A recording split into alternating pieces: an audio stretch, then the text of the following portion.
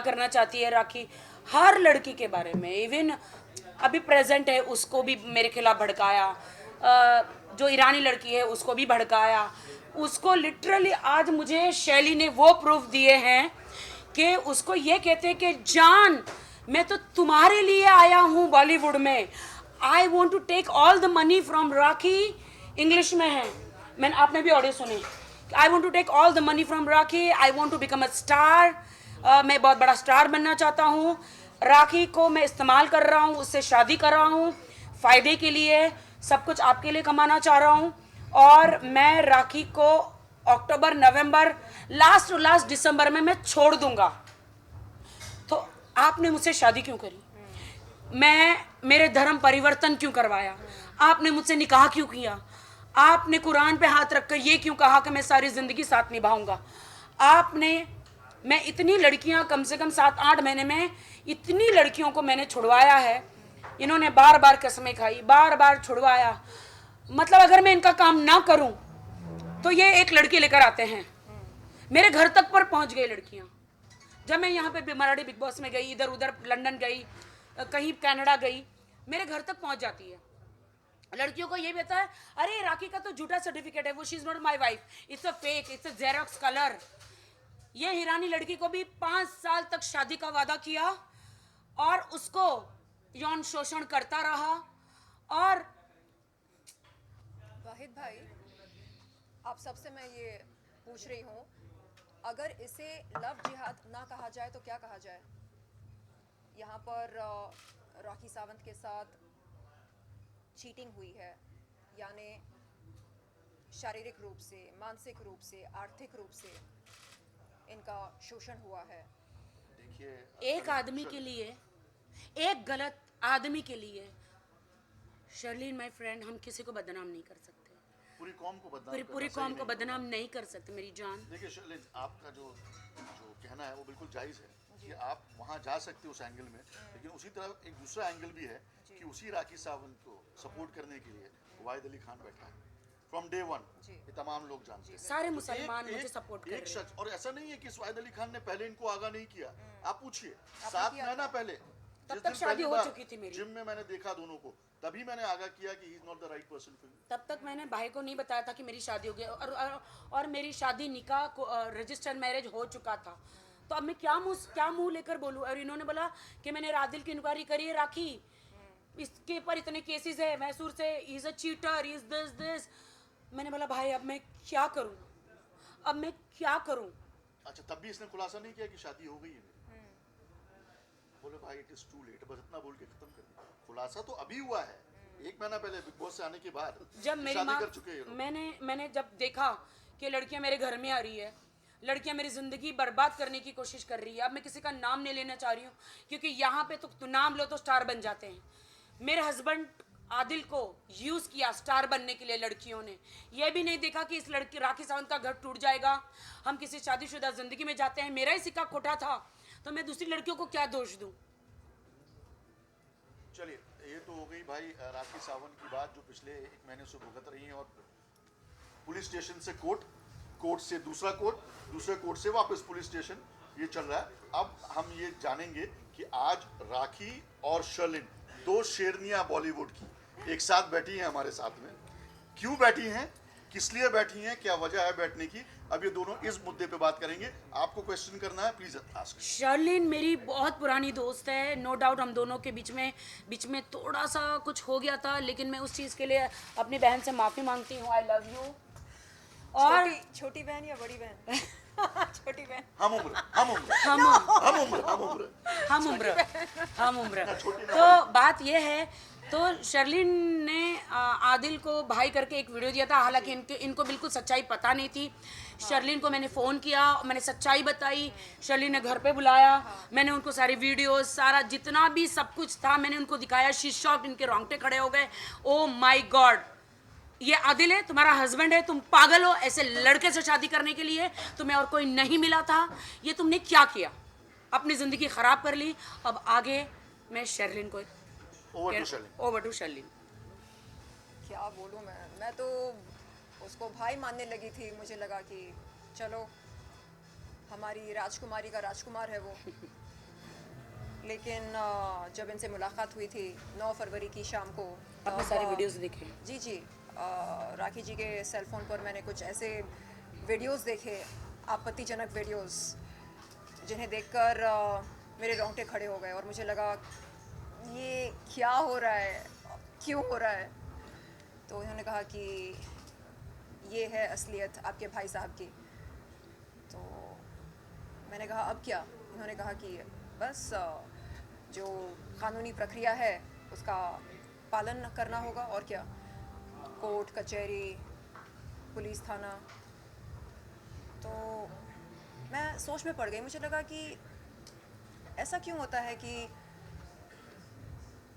प्यार इश्क मोहब्बत में आमतौर पर हमें धोखा मिलता है, क्यों? या ये कोई पैटर्न है क्या? फिल्मों में अच्छा लगता है लेकिन असल ज़िंदगी में बिल्कुल नहीं।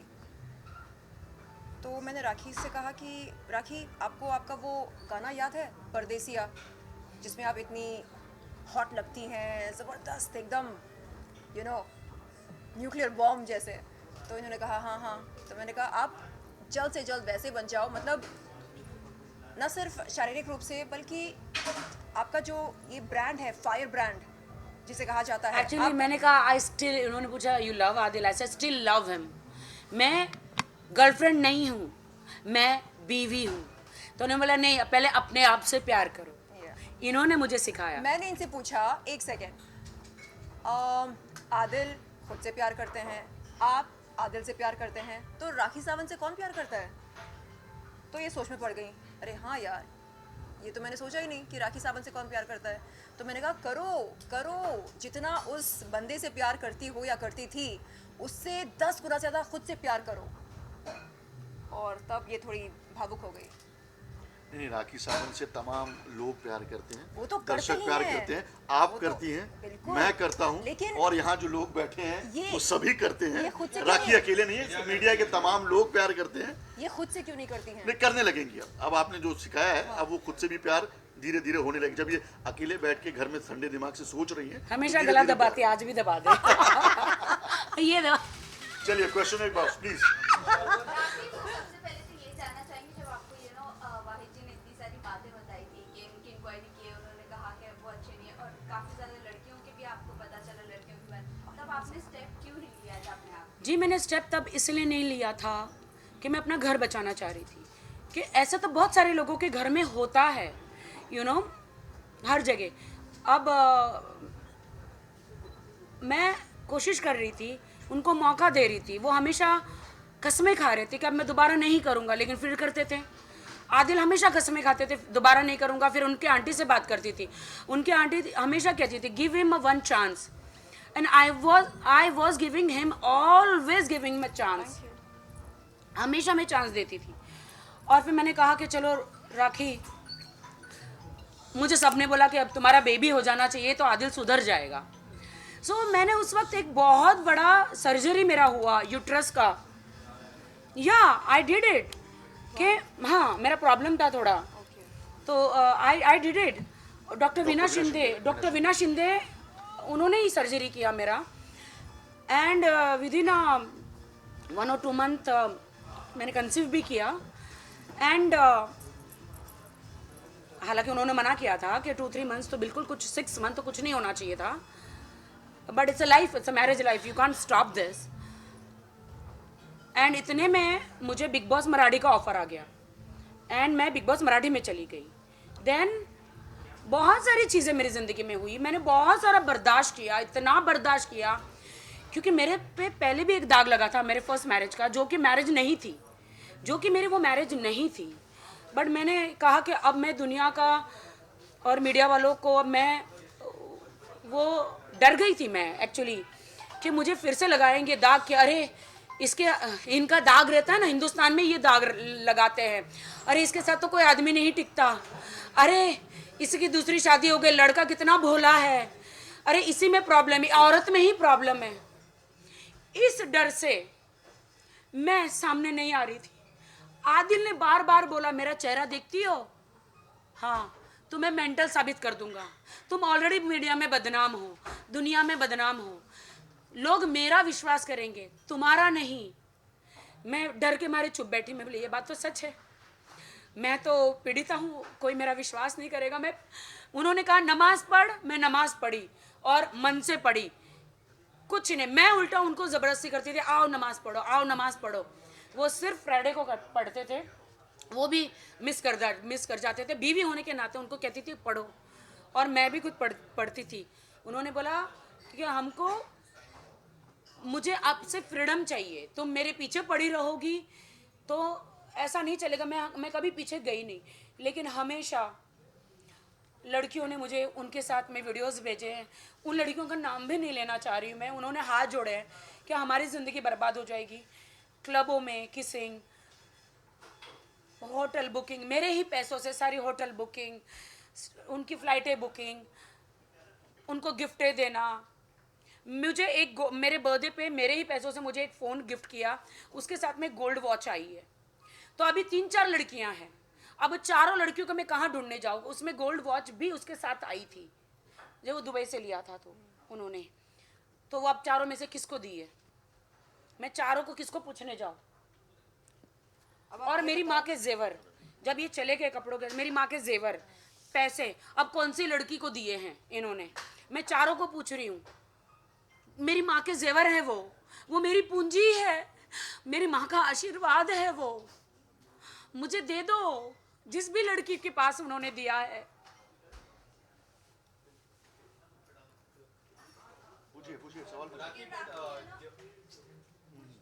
राखी पर जिस तरह आपने जिक्र किया, सब ट्रांजेक्शन हो रहे थे, सब ऑनलाइन ट्रांजेक्शन हो रहे थे कि किस तरह से transaction? नहीं, आदिल ने कहा कि मैं मैसूर से आ गया हूँ, आपके सामने की बात है, 1 रुपया लेकर नहीं आया था। एम आर राइट शैली? 100%। शैली 1 भी रुपया लेकर आया था वो नहीं आया। उन्होंने बोला तुम्हारे लिए मैं सब कुछ छोड़ छाड़ के आ गया हूँ। मुझे उन्होंने ये नहीं बताया कि मैंने सबके पैसे लिए, चेक बाउंस किए, मेरे पे केस हो गए। उन्होंने बोला मैं तुम्हारे लिए आ गया हूँ, मैं तुमसे शादी करूँगा, अब मुझे यहाँ पे ही रहूँगा। अब पहले उन्होंने नहीं बताया था कि मुझे बॉलीवुड में हीरो बनना है। ये शादी हो गई, उसके 2-3 महीने के बाद इनको हीरो बनने का कीड़ा छा गया। एक्टिंग क्लास, सारी क्लासेस करने लगे। मैंने बोला अरे तुमने कहा था हम बिजनेस करेंगे, क्या मैंने बिजनेसमैन से शादी करी कि एक